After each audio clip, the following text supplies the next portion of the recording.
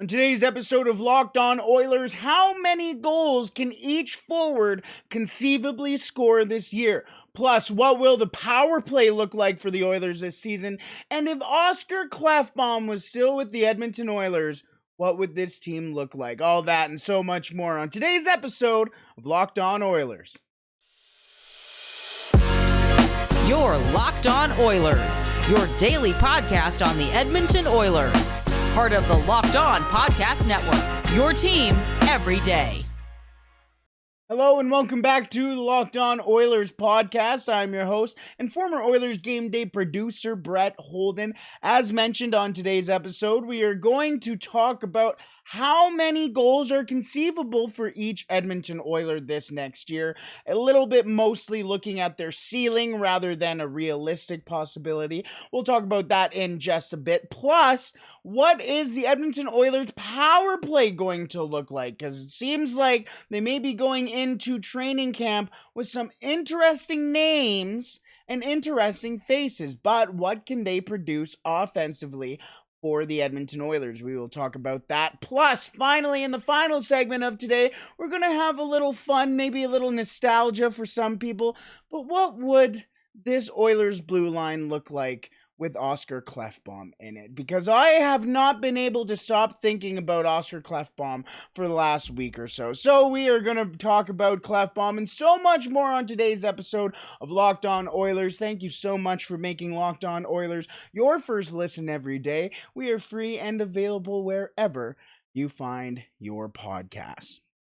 Alrighty, let's move into how many goals can the forward score this season? Yes, that is what I'm officially deeming this segment today, is how many goals can the forward score this season? Because the Edmonton Oilers have a very offensive-friendly forward core. They also have some defensemen who can chip in on the goal sheet or the score sheet as well. But we're going to be looking at the forwards and just what to expect, really, from that forward core. Now, the Edmonton Oilers now have Evander Kane for a full season with Connor McDavid, so that changes the lines and the dynamic a little bit. Will the Edmonton Oilers have Patrick Kane to start the season? Maybe, we'll see. Will they have Patrick Kane in the trade deadline and the start of next season? We'll see, but we're not that far ahead because the Edmonton Oilers could be bringing in a guy like Philip Forsberg down the future, and no one would really know it at this point. But anyways, we're just getting into this absolute world of fiction now. Let's talk about the fact. And the Edmonton Oilers have a very fun offensive group, a very fun forward group, and it is very much told in the top six where you go and say, oh my goodness, this is a scary team. For the Edmonton Oilers, I have their first two lines as Evander Kane, Connor McDavid, and Kylie Yamamoto. And then on the second line, I have Zach Hyman, Leon Draisaitl, and Ryan Nugent-Hopkins. Now, the Edmonton Oilers had a very solid season with Evander Kane, and mostly Evander Kane had a very solid season with Connor McDavid. He had a pace of almost 50 goals in his first season with Connor McDavid. But will he reach 50 goals? Can he reach 50 goals? Will he be anywhere close? No, I don't think he'll reach 50. I don't think he'll be that close to 50. I have a range of about 35 to 40 goals for Evander Kane. The Edmonton Oilers can get 40 goals from Evander Kane and get the same output that basically everybody expects Connor McDavid and Leon Draisaitl to put out. That three-headed monster is disgusting for the Edmonton Oilers. So if Evander Kane can reach upwards of 40 goals this year, that is ideal. Moving on to his centerman and Connor McDavid, he basically has anywhere between 40 and 50 goals every year. I think one time he hit 35 in the season that had like 50 games, and that's still disgusting. Connor McDavid, I think this next year will have somewhere between 40 and 50 goals, probably somewhere between 47 because he's going to be feeding Leon and Evander and Yamamoto and Hyman and Nugent-Hopkins and Holloway and Mcleod and Pugliarvi. he's going to be getting a lot of helpers as well. So his goals aren't necessarily going to be the main thing that will be focused on this year, but let's be real. Connor McDavid can score out of anywhere, as you've seen from the New York Rangers goal. So yes, Connor McDavid, anywhere between 40 to 50 goals is the expectation this year. Now, Kylie Yamamoto is an interesting case, a guy who just kind of just scored his first 20 goal season, or just had his first 20 goal season. So really, the natural progression is up. But I don't see Yamamoto being a player who scores 30 really ever in his career. And that's not a knock on Kylie Yamamoto. I just don't see his play style and the type of player he is scoring 30 goals. I don't think that's out of his talent realm, but just not in the NHL, and especially not with a line that also consists of Connor McDavid and Evander Kane. So I have Kylie Yamamoto sitting at 25 goals this next year, or reaching around 25 goals this year. The thing about Kylie Yamamoto, again, is he's a supplemental player. He's a guy who goes into the hard areas, the corners. The forechecking is so important for Kylie Yamamoto, but he's also a guy who can help get the puck out of the zone in his own end, a guy who can act as a buffer from the defenseman to basically Connor McDavid. The defenseman can get an outlet to Yamamoto. Yamamoto gets it out of the zone, gets it to Connor McDavid. All of a sudden, it's 1-0 Edmonton because Connor McDavid went for a rush. And Connor McDavid is Connor McJesus. So, Kylie Yamamoto, I do have him at 25, a natural progression from the 20 he scored last year. Just a matter of if he can progress in the next year. On that second line, Zach Hyman, Leon Draisaitl, and Ryan Nugent-Hopkins. I have Zach Hyman scoring 30 goals this year, or a ceiling of 30 goals this year. He's now gotten his feet wet. He feels at home in Edmonton. Now, again, is a matter of progression. He had a very fantastic first season with the Edmonton Oilers, scored over 25 goals, if I'm not mistaken, with the Oilers last year. So again, the progression would be 30. He scored a goal actually in every game of the Calgary Flames series, so he can continuously score, and he continued to score out of the regular season into playoffs. So he's not a guy who gets into his head going, oh, I can score, oh no, I'm not scoring, what can I do? He just goes out there, plays his game right, and then he's going to get rewarded with being on a line with Leon Draisaitl or Connor McDavid. You take your pick. And that's the thing. Like, both Kylie Yamamoto and Zach Hyman can be flipped at any point. All of a sudden, Zach Hyman's playing with Connor McDavid and Evander Kane, and then you get a different type of progression. Same type of deal with Yamamoto. All of a sudden, he's playing on a line which at some points in the past couple of years have been thought of one of the best lines in the NHL, with Nugent-Hopkins, Draisaitl, and Yamamoto. So if that type of progression and playing style comes about, that could be very dangerous to other teams. But for now, I have Zach Hyman at a 30-goal clip. Leon Draisaitl, between 50 and 60, let's be real. There isn't much of a question here unless he gets injured. But even then, he played with 1 foot in the playoffs and still scored 30-plus points. So Leon Draisaitl, given a year that he's basically going to be the man, all eyes are going to be on Edmonton this year. Now's his time to shine, and I think he can get upwards of 60. Him and Matthews in that battle last year was pretty exciting. We'll see who comes out on top next year. And for Ryan Nugent-Hopkins, a little bit of supplemental action, kind of similar to Yamamoto. But with Ryan Nugent-Hopkins, he's quietly, consistently scoring 60-plus points a season. He plays a full 200-foot game. He can play on your first line, second line, third line, fourth line, power play, 4-on-4, PK, 3-on-3, in any situation.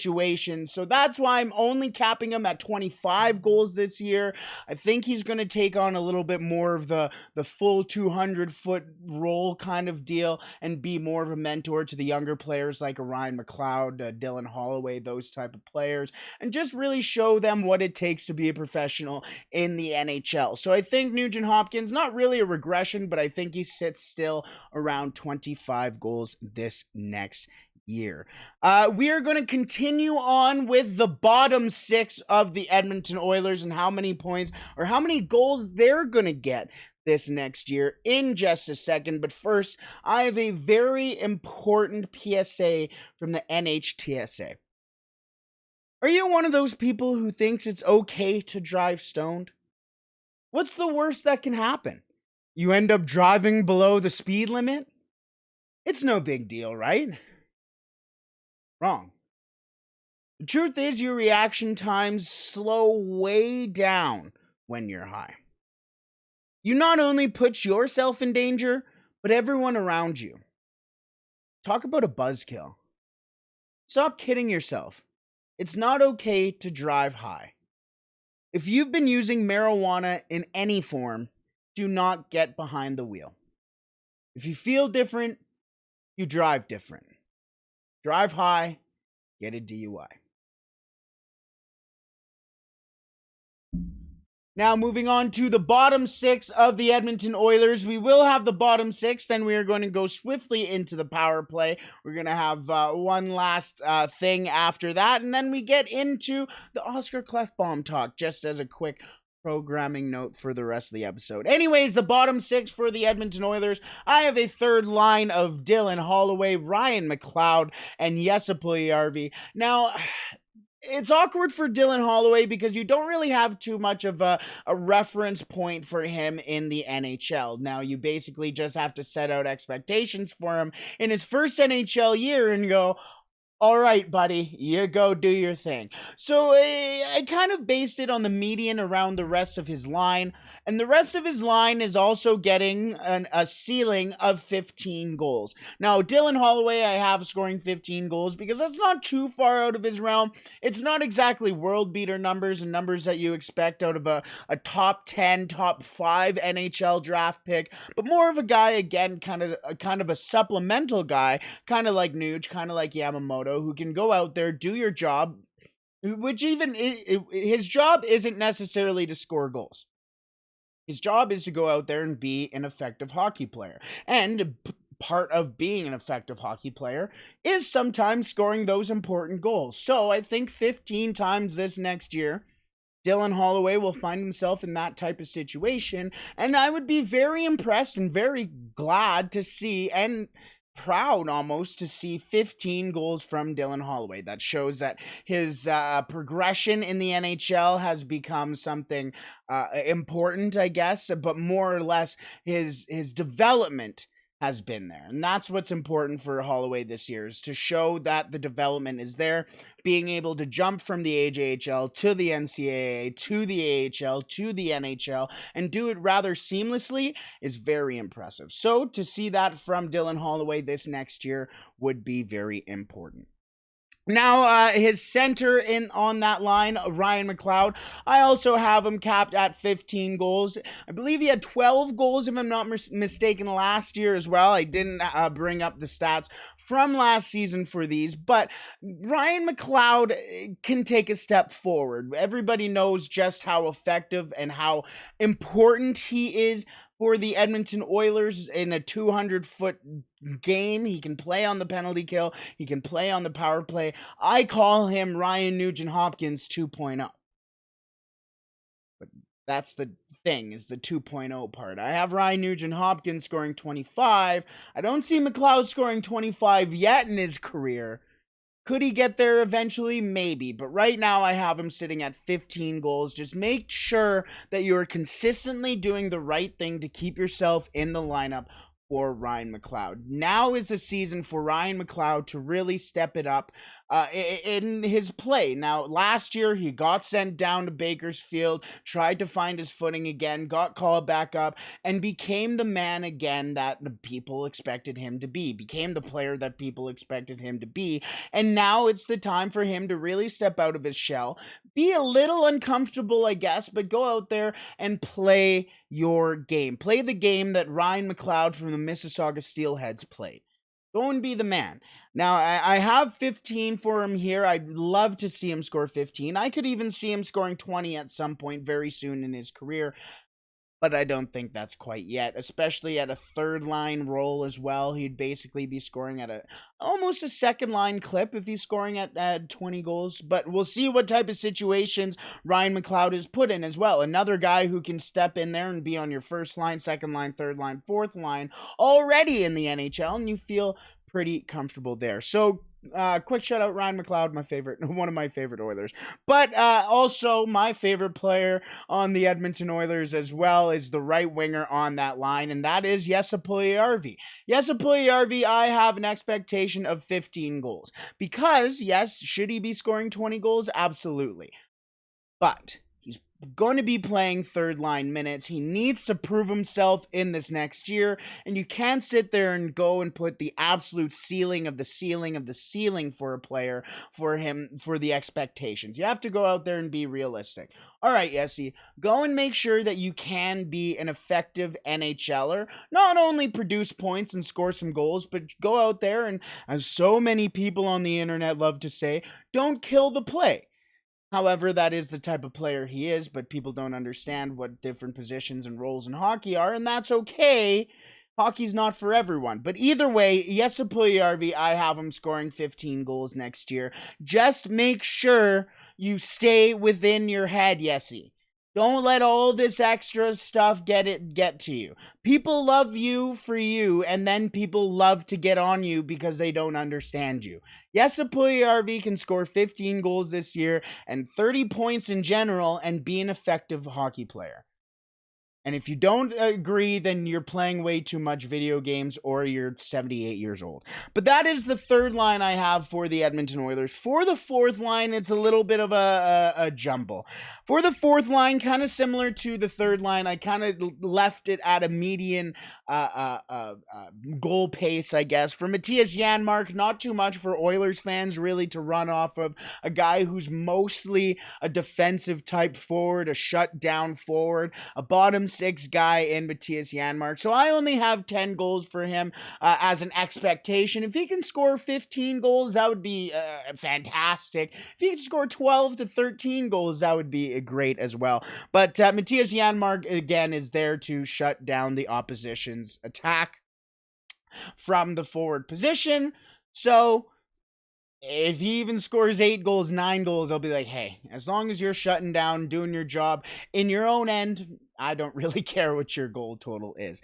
On the center for that line I have is Derek Ryan. He scored 10 goals last year with the Edmonton Oilers, 10 plus goals last year with the Edmonton Oilers. I think he can do 10 goals again this year, depending on how much time he gets, depending on if the Edmonton Oilers bring in a Sam Gagner, a Sonny Milano, somebody in the bottom six, whatever the Edmonton Oilers have up their sleeve next will depend really what happens with Derek Ryan. So that's why I have Derek Ryan at 10. If he does play consistent minutes, nobody comes in and interrupts his time as a full-time NHLer, then I can see conceivably 10 from him as well. If not, then that may fluctuate or change depending on who comes in, depending on the role that player plays, and as well depending on how Jay Woodcroft decides to deploy the Oilers. If they go an 11-7, is Derek Ryan the 11th guy? If they go 11-7, is he even in the roster? You know, different types of things like that. So if he does play a whole consistent season, 10 goals I think makes sense. If not, maybe 7, and you can still sit there and go, okay, that's fine. And then finally, I have Warren Fogle. You would love to see him score 13, 15 goals, but I also have 10 from him, just mostly because I think he's going to be the player on his way out for the Edmonton Oilers to make the team cap compliant, but I wanted to make sure he had 4 full lines here for this, but I just don't see him really sticking with the Oilers. The big thing for Warren Fogle is his finishing, and that affects goal scoring, so I only have 10 for him this year, especially if he's playing fourth line minutes, especially if he played similar to how he did in the playoffs. There won't be much production. That's the right word. Won't be much production, from Warren Fogle. Let's move into the Oilers power play and who will be on the Edmonton Oilers power play. And we'll talk about that in just a second. But first, I want to thank you for making Locked On Oilers your first listen every day. Now for your second listen, make sure you tune in to Locked On NHL. Locked On experts give you a daily 30-minute podcast on all things NHL all year long. Stay up to date on everything in the hockey world with Locked On NHL, your daily 30-minute NHL podcast.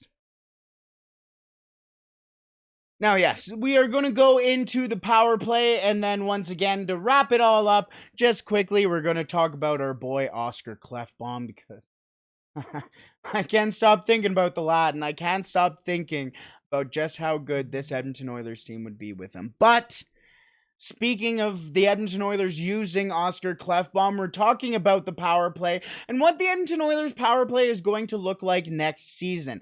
Now, there are some question marks on whether or not who really will play on the power play. I'm sitting here, and obviously the first unit is basically wrapped up. You have Zach Hyman, Leon Draisaitl, and Connor McDavid up front, and then you have Ryan Nugent-Hopkins playing kind of that bumper role. He can mostly move around, and then the defenseman on there I'm putting as Evan Bouchard, because if you want to see progression from Evan Bouchard as an offensive defenseman, as your next guy basically in the lineup, you need Evan Bouchard on that top unit.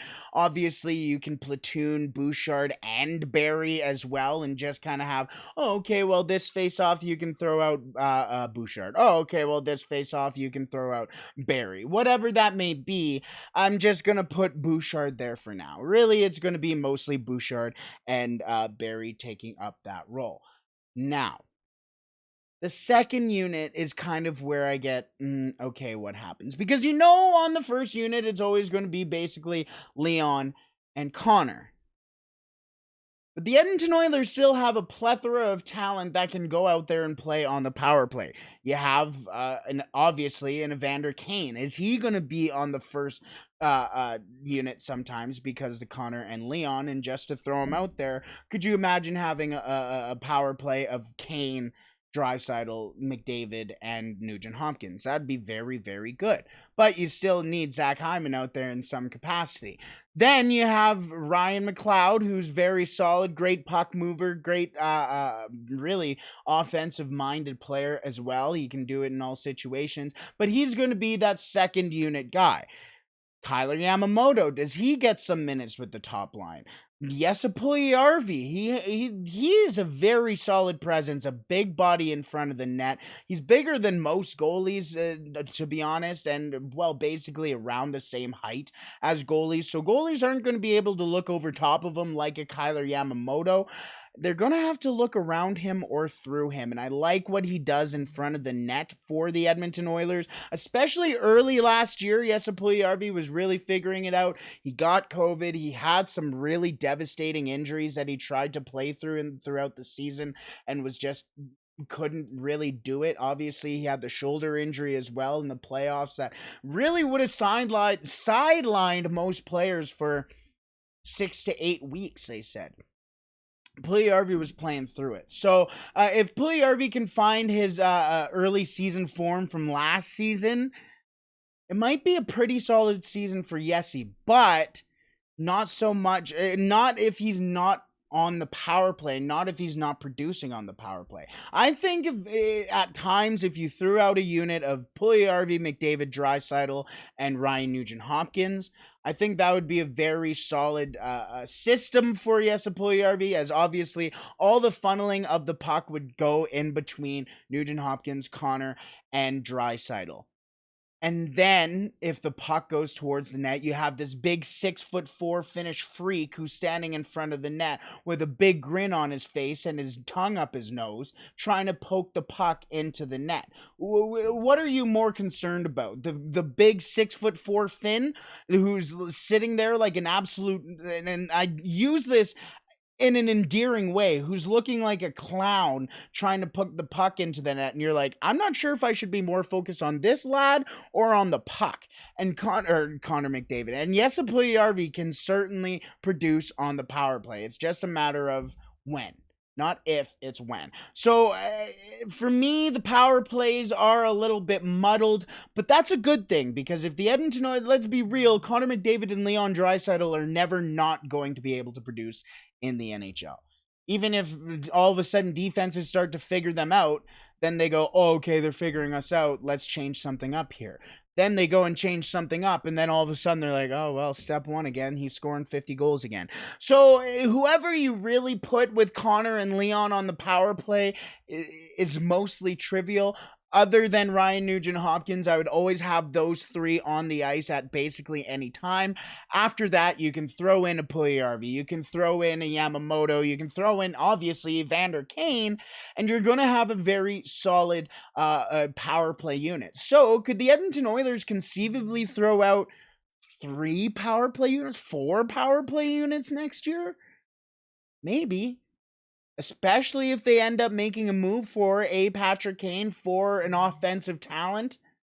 Even if they do pull out a trade for Jakob Chychrun could be a guy who plays on your power play as well. Now, all of a sudden, you got Evan Bouchard, Tyson Barrie, and Jakob Chychrun, who can all quarterback a power play. Now you have 3 defensemen that you can go out there and cycle through, and you can never, as an opposing team, face the same power play unit, which is scary, because you never know what's going to come at you. And especially when you're sitting there going, I thought we had a game plan, but all of a sudden, they came out with 3 40-goal scorers, and we didn't know what to do. It's exciting. It's an exciting problem to have. Is it a problem to have? Absolutely, but it's an exciting one either way. Another guy who could eventually, or could have played on the Edmonton Oilers power play this year, is Oscar Klefbom. So, what would the Oilers defensive core look like with Oscar Klefbom on the Edmonton Oilers this year? Well, let's take a look as I reach over for my notes, because yes, I did need notes for this one, because we're living in a fantasy world now, okay? We put on our rose-colored glasses, and there's no salary cap, there's no LTIR, and all of a sudden, Oscar Klefbom is back with the Edmonton Oilers on the current team that they have. Let's just slot Oscar Klefbom into the Edmonton Oilers roster.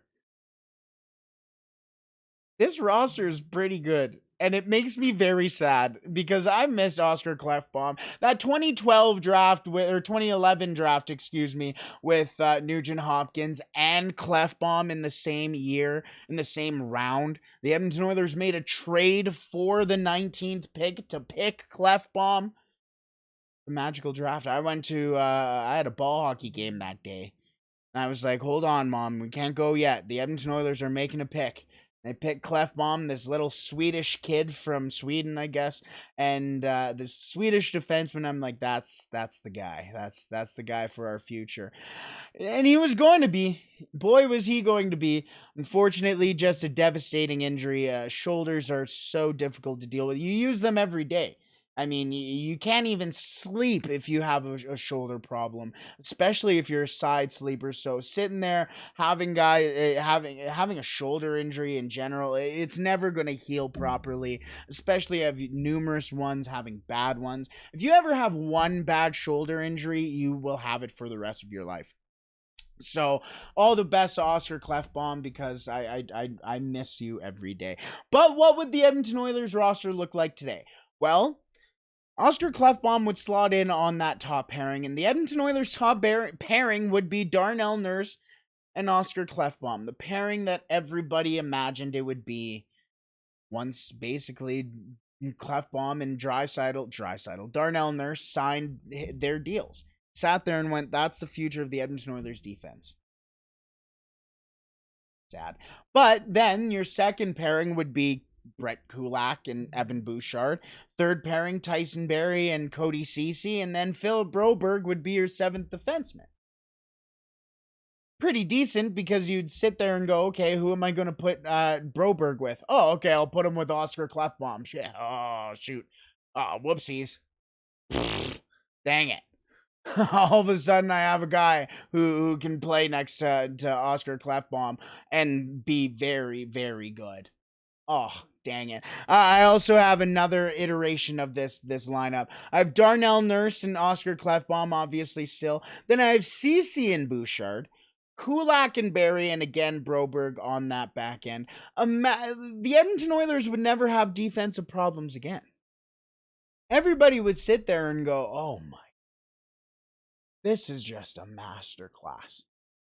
The drafting of Broberg and Bouchard, you wouldn't even have to worry about whether or not Niemelainen or Desharnais needs to come in. Wonder where Samorukov is.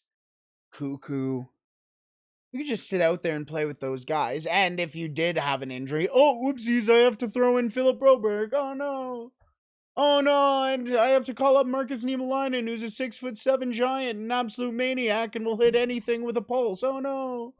Oh no, I have to call up Vincent Desharnais, who's 6'7", 230 pounds, and can still skate and has foot speed and can play 5-on-5 in a penalty kill. Oh no! Dang it!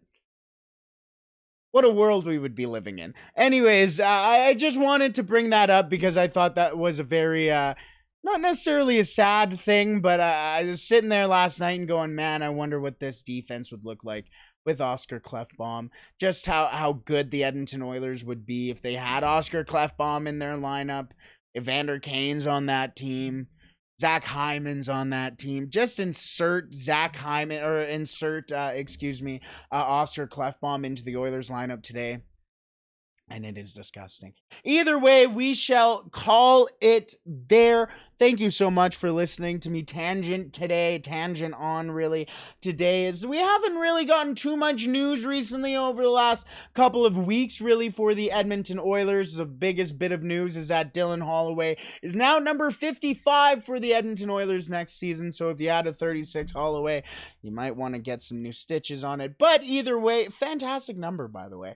But yes, we will be back tomorrow. No episode on Thursday, but an episode on Friday as well. We are getting ready for training camp and the season as well. So what a quick off season, I guess it was there. But either way, I hope you have a wonderful day. The next couple of days are supposed to be insanely hot. So make sure you drink water, you stay safe, and make sure you also take advantage of this weather because it's almost fall. Once those leaves start falling, you're going to miss these days. So make sure you take advantage of these beautiful, beautiful days we have ahead. Stay safe and play La Bamba, baby.